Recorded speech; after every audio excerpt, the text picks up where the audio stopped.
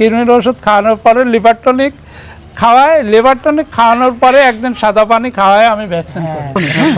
হ্যাপাটোনিক খাওয়ালে যে liver tonic ওষুধ, এটা অবশ্যই আপনার যখন কিমি ডোজ করানো হয় কিমি ডোজের পরে খাওয়ানো হয়। আসসালামু আলাইকুম সুপ্রিয় দর্শকবৃন্দ, আফিফা অ্যাগ্রো আজকে আপনাদের নিয়ে এসেছে গাজীপুরের মোগরখালে নাজমুল ভাইয়ের খামারে। ইনি হচ্ছে জায়েন্ট এবং জাপানি দুইটা কোয়েল লালন পালন করেন। এখানে কিন্তু যারা কোয়েল পালন করতে চান, বিশেষ করে ইউরোপিয়ান যে জায়েন্ট কোয়েল রয়েছে মাংসের জন্য, এটা নিতে পারবেন। তো আমি আজকে সেদিকে যাচ্ছি না, আমি বলতেছি আমাদের ডাক্তার সাহেব আমাদের সাথে এসেছেন। উনি হচ্ছে এই খামারটা আজকে ভিজিট করতেছেন। ভিজিট করে উনি আসলে কি দেখলেন খামারে এবং কোনো সমস্যা আছে কিনা ভাইয়ের কাছে জিজ্ঞেস করবেন, সেই সমস্যাগুলো সমাধান দিবেন। চলুন আমরা ওনাদের সাথে কথা। কেমন আছেন? আলহামদুলিল্লাহ খুব ভালো আছে। আপনি কেমন আছেন? আলহামদুলিল্লাহ ভালো। আপনার বুডিং এ কি সমস্যা হইতেছে আমাকে একটু খুলে বলেন। বোর্ডিংয়ে তো এখন বর্তমানে কোনো সমস্যা নাই, কিন্তু মাঝে মধ্যে সমস্যা হয়। কিরকম সমস্যা? আচ্ছা, বোর্ডিংয়ে আমি যে ওষুধটা ব্যবহার করি সেটা হলো এক হলো অ্যান্ড্রোসিন এবং এর সঙ্গে ব্যবহার করি হাইকোমক্স। এই দুটো ওষুধ বোর্ডিংয়ে ব্যবহার করি। প্রথম অবস্থায় যেদিন বাচ্চা আমি ছাড়ি, প্রথমে সির পানিটা দিই আমি। এরপর থেকে এই যে এটা চলে 3 দিন 4 দিন চলে। মাঝে মধ্যে বাচ্চাগুলো মানে জড়ায় যায় বেশি, যখনই কারেন্টের ডিস্টার্ব হয় তখনই জড়ায় যায়। এই জড়ায় গেলে পারে তখনই ওই যে বাচ্চা 2-4টা কাটে। এমনি কোনো বোর্ডিংয়ে আল্লাহর রহম সমস্যা হয় না। আচ্ছা, আসলে ওনার মেন সমস্যাটা আমি এখনই বুঝতে পারছি, কারেন্টের সমস্যা। কারেন্ট চলে গেলে বোর্ডিংয়ে কারেন্ট হলো সবচেয়ে ইম্পর্টেন্ট একটা জিনিস। আপনার হলো তাপমাত্রা। তো তাপমাত্রা যদি কমে যায় তখন বাচ্চাগুলো একসাথে জড়ো তো হবে। জড়ো হওয়ার পরে এগুলা একটার পর আরেকটা পরে কিছু বাচ্চা সাপ খায় মারা যায়। তো এটা স্বাভাবিক, কিন্তু আপনাকে তাহলে একটা অন্য ব্যবস্থা নিতে হবে, যেটা হলো যে আইপিএস অথবা কিছু একটা ব্যবস্থা, জেনারেটর ব্যবস্থা নিতে হবে আপনাকে। তারপর এছাড়াও আমি কিছু সমস্যা আপনার দেখতেছি। এই যে দেখেন, আপনি একটু দেখেন, এখানে দেখেন, এই যে বোতলটা আছে না, এই বোতলটা দেখেন সবুজ হয়ে গেছে, কালারটা ভিতরে সবুজ হয়ে গেছে না। এই সবুজ হওয়া মানে কি ময়লা জমা। এটা থেকে কিন্তু আপনার ডিজিজ হয়, যেমন ইকোলাই জমতে পারে। এই সমস্যাগুলো কিন্তু আপনার হতে পারে। এই যে আপনি অ্যান্ড্রোসিন খাওয়াচ্ছেন, এটা কিন্তু আসলে এই ইকোলাইয়ের বিরুদ্ধে কাজ করে। কথা বলছেন আপনি। তার চেয়ে এই যে ইয়াটা আছে, আপনার বোতলটা আছে, বোতলটা কিন্তু নিয়মিত 1 সপ্তাহ পর পর কিন্তু আপনাকে পরিষ্কার করতে হবে। বুঝতে পারছেন?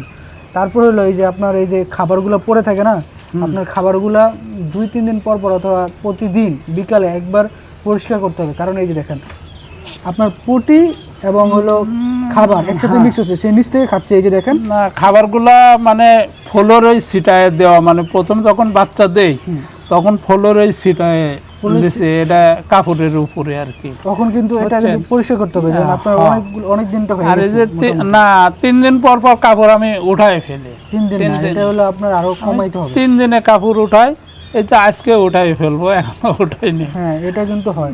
এই যে দেখেন বাচ্চাগুলো জড়ো হয়ে আসছে এখন। তো আপনার এই যে কারেন্টের সমস্যা দূর করতে হবে। আমি আপনার খামারে এই যে একটু টুকটাক পানির সমস্যাটা পেলাম, আর হলো আপনার ওই যে কারেন্টের সমস্যার কারণে বাচ্চাগুলো মরে। এমনি অন্য কোনো সমস্যা, আপনার পা হলো প্যারালাইজ হয়ে যাওয়া, এরকম কোনো কিছু হয়?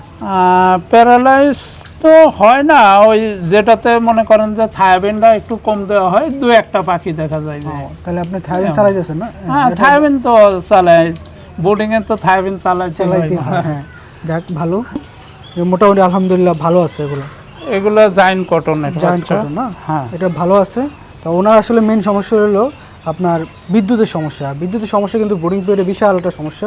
এটা কিন্তু তাপমাত্রা আপনাকে ঠিক রাখতে হবে, এটা কিচ্ছু করার নেই। আর যদি আপনার না রাখতে হয়, আপনার পার্সিয়াল একটা ব্যবস্থা করতে হবে যদি আপনার সমস্যা হয় এখানে। আর অন্য পাখির কোনো সমস্যা আপনি বুঝতে পারেন নাকি দেখেন, যদি সমস্যা হয় সে অনুসারে ট্রিটমেন্ট মাঝে মধ্যে আপনি আসলে আমার আর একটু সুবিধা হবে ইনশাল্লাহ। বিক্রি করি। এইখানে কি লিটার ব্যবহার করছেন? এখানে ওই ধানের তুষ। আপনার হলো এই যে এখানে যে লিটারটা ব্যবহার করছেন না, হ্যাঁ, এই দেখেন ধানের এই যে চিটার ভাঙ্গা আর কি, এটা রাইস ধান ভাঙানো যেটা রাইস ভাঙা মিলের, রাইস মিল। হ্যাঁ এটা কিন্তু সবচেয়ে বেস্ট একটা লিটার, এটা অনেকে বুঝে না। হ্যাঁ, আমি অনেকে- এটাই ব্যবহার করি। হ্যাঁ, অনেকে হলো এই যে আপনার একটু দেখেন, এটা পুরাতন হয়ে গেছে এই যে তো, এখান থেকে দেখেন। অনেকদিন হয়ে গেছে, এজন্য এই যে দেখেন, এরকম। এই যে এই লিটারটা যদি বলি, এই যে এই লিটারটা, এই যে ধানের হলো ভাঙ্গা, তো এটা ধানের কুড়োও না কিন্তু, না, আবার আপনার তুষ তুষ যেটাকে বলে, তুষ যেটা বলে, এটা হলো ইউজ করা। এটা হলো আপনার ইউজ করলে কি হয়, এই যে এই যে এই যে দেখেন ভিতরে আছে, এই যে হ্যাঁ এই যে এই যে এটা হলো সবচেয়ে বেস্ট একটা লিটার। আমি এটা দেখে মানে অনেক ভালো লাগছে আমার কাছে, কারণ অনেক খামারি এটা বুঝে না। অনেক খামারি কাঠের গোড়া দেয়, কাঠের গোড়া use দিলে করে, পাখির সমস্যা তারপর হয়। হলো ওই যে ধানের যে মিহি যে কুড়াটা আছে ওটা ইউজ করে, এগুলো কিন্তু নাকে মুখে যায়, হ্যাঁ। এগুলো হলো সমস্যা হয়, কিন্তু উনি এটা ইউজ করছে। আর এই যে এই লিটারটায় আপনার, এই লিটারটা কিন্তু আপনার একটু ভিজার সাথে হইতেছে, বুঝছেন? এটাই তো শুক্রবারের দিনে আমি চাইলে সব প্রতি শুক্রবারে আমি এই লিটারগুলো চালনা দিয়ে চালি, ওই যে আমার চালনা আছে, হ্যাঁ। যেটা চালনা দিয়ে চাইলে মানে ওই ময়লাগুলো 20টা যেগুলো থাকে ওইগুলা বের করে দিই। উল্ট পাল্ট করে দিবেন। হ্যাঁ, আর এমনি ভিজা থাকে, ভিজা থাকলে কি করেন?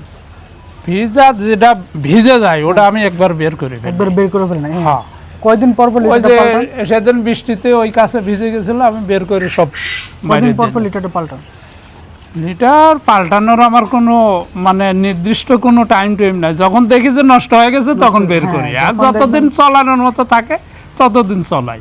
মোটামুটি আমরা আলহামদুলিল্লাহ আপনার খামার ঠিক আছে, এখনো কোনো আমি ডিজিজ কন্ডিশন দেখতে পাচ্ছি না। তবে আপনি যথাযথ মেনে চলুন। ওষুধগুলো কি খাওয়ান আমাকে একটু বলেন তো, ওষুধ কি কি চলান? ওষুধ আমার পাখির মেন ওষুধ তো বোর্ডিংয়ে ওই বললাম এন্ড্রোসিন, হাইকোমক্স, হাইকোমক্স, এরপরে দেই হলো এডি3 থায়াবিন, এরপরে খাওয়াই ক্যালসিয়াম। ক্যালসিয়াম কতদিনে খাওয়ান? ক্যালসিয়াম ক্যালসিয়াম কতদিনে খাওয়ান?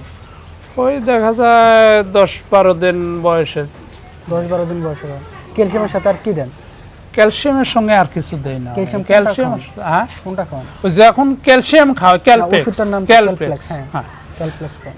স্কয়ারের Square। যেটা, ওই যখন আমি ক্যালসিয়াম খাওয়াই, ওই ক্যালসিয়াম সকালে ক্যালসিয়াম দিলে রাত্রে এডি3 দেই। হ্যাঁ, এই যে দেখেন উনি এটা। কিন্তু যথাযথ একটা ওষুধ দেয়, যে প্রথম ক্যালসিয়াম দিলে রাতে এডি3 হয়। এটা কিন্তু অনেকে বোঝে না, কারণ হলো ক্যালসিয়াম দিলে আর ঠান্ডা নিয়ে আসে। ক্যালসিয়াম আর ভিটামিন ডি, আপনার যে এডি3 যেটা বললো যে ভিটামিন ডি, এটা কিন্তু সিনার্জিস্টিক একটা ইফেক্ট করে, অর্থাৎ একটা আরেকটাকে বুস্ট করে। আপনার ক্যালসিয়াম সাথে দিলে ভিটামিন ডি সাথে দিতেই হবে ক্যালসিয়াম দিলে, তো উনি কিন্তু এটা পালন করে। তো আপনারা কিন্তু এটা পালন করবেন যে একবেলা যদি ক্যালসিয়াম দেন আরেকবেলা ভিটামিন ডি দিতে হবে, কিন্তু এডি3 দিতে হবে। তারপরে এগুলা ধরেন বাচ্চার ইয়েতে গেল, আর যেগুলা ডিমের পাখি আছে, ডিমের পাখিকে আমি প্রতি মাসে মনে করেন একবার, কোনো কোনো মাসে 2বারও হয়, আগে ঠান্ডার ডোজ করি। হ্যাঁ, ঠান্ডা ঠান্ডার ডোজে আমি ব্যবহার করি ওই কিউটিল এস এবং ডক্সিভেট। ডক্সিল, কিউটিল এস, ডক্সিভেট দুটো একসঙ্গে, এই একটা না ধরেন 3 দিন চললো, একদিন সাদা পানি দিলাম, সাদা পানি দেওয়ার পরে মনে করেন যে ক্যালসিয়াম যদি সকালে দেই, রাত্রে দেই ইসেল, সকালে ক্যালসিয়াম, রাত্রে ইসেল, এই যে দেখেন আবার একটা না 3 দিন চললো। উনি সকালে ক্যালসিয়াম দিলে রাতে ইসেল দেয়। এটার কারণটা কি? ডিমের কয়েলকে। হ্যাঁ, কারণটা কি? এখন দেখেন ডিমের পাখি যে যখন আপনি ক্যালসিয়াম দেন, ক্যালসিয়ামটা কি করে আপনার যে ডিমের যে সেল আছে ওই ডিমের সেলটাকে সে বাড়ায়। ভালো রাখে এবং ডিমটাকে সাইজ ঠিক মতো রাখে এবং কোনো অ্যাবনর্মালিটি দেয় না। আর এই সেলটা কি করে দেখেন, দুইটা কিন্তু একসাথে কাজ করে। এই সেলটা হলো আপনার যে এই যে কোয়েলের যে রিপ্রোডাক্টিভ অর্গান আছে, এই অর্গানটাকে সে ভালো রাখে, তাহলে ফলে তার ডিমটা ভালো হয়। তাহলে দুইটা একসাথে সিনার্জিটিক ইফেক্ট করতেছে, এই জন্য তিনি দুটো একসাথে দেয়। তা আপনারা চাইলে এই যে ওনার থেকে যে টিপসগুলো দিলে এগুলো কিন্তু এইভাবেই করতে হবে, আদারওয়াইজ আপনার খাবারে আপনি লাভবান হতে পারবেন। আচ্ছা, আর এরপরে মানে এটা শেষ হয়ে গেলে মানে আমি জিঙ্ক খাওয়াই। জিঙ্ক খাওয়ান। হ্যাঁ, জিঙ্ক এই মাদার পাখির মানে ডিমের পাখিগুলার মানে এই কয়টা ওষুধে আমার কন্টিনিউ বেশিরভাগ চলে। তো দেখেন উনি যে ওষুধগুলো খাওয়া এগুলো কিন্তু ঠিক ওষুধ। আর ভ্যাকসিনেশনের কি কারণ? ভ্যাকসিনেশন আমি সাধারণত ছোটগুলাকে আমি ভ্যাকসিন করি না।